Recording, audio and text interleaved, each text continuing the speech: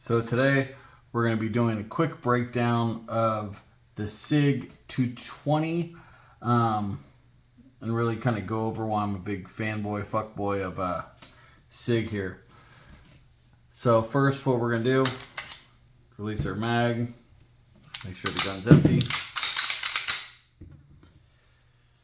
Then, like I said, one of the main reasons, or one of the reasons, I wouldn't say main reasons, but one of the reasons why I do like SIG so much is the ease of disassembly. First, you're just going to slide your slide back, put your slide lock on, the little lever here. You're going to slide this down, release the slide, slide's going to come forward, and that's it. Next, you're going to have your slide, your spring.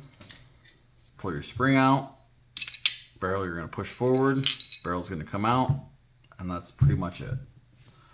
We're not going to take the grips off of this one because we've already done a video of changing the grips out on the 220.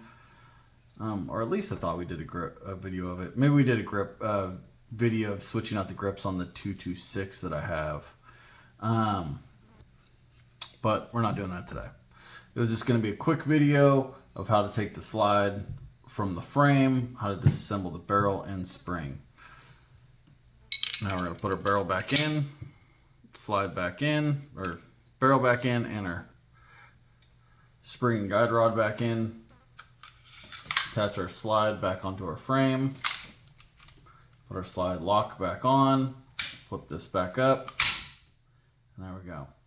With the SIGs, the majority of them, you're going to have your auto decocker right there. Also have your 8-round mag.